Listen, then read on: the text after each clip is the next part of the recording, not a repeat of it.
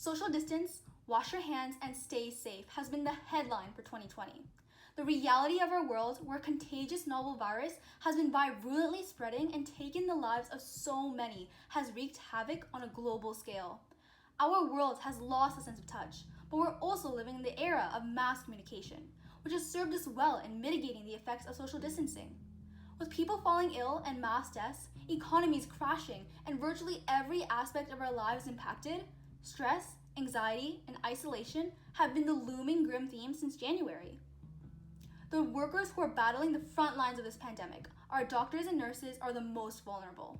With COVID-19 being a novel virus, it's difficult for healthcare workers to provide care for those who've fallen ill. The intersection of AI into healthcare can help alleviate the stressful environment and pressure our doctors and nurses are currently working under. If contracted, COVID-19 induces a plethora of symptoms such as fever, fatigue, sore throat, but in more serious cases, some may also develop severe pneumonia. The new coronavirus causes severe inflammation in your lungs. It damages the cells and tissues that line the air sacs in your lungs.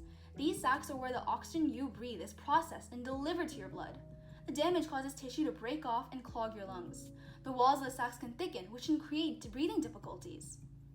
We can use AI to aid doctors with diagnosing COVID-19 induced pneumonia more efficiently and with a higher accuracy.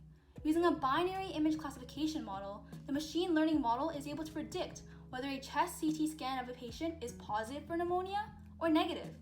For this model, I used a VGG16 convolutional neural network architecture. To begin, we must start with the data, which can be easily found on online data repositories. Then we'll import the libraries and dependencies we'll need, and from there, load in our data.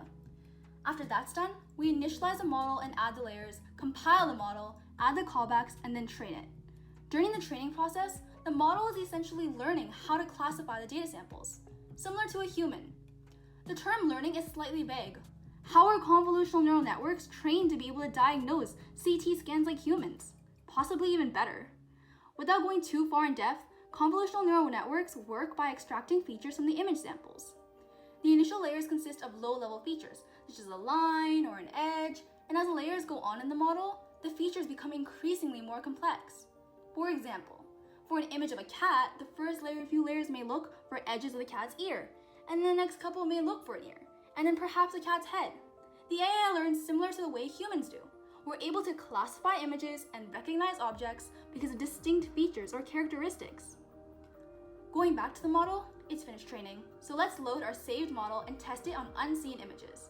This simultaneously aids healthcare workers, as they'll most likely be using this machine learning model for CT scans that they haven't already diagnosed, and validates the integrity of the model.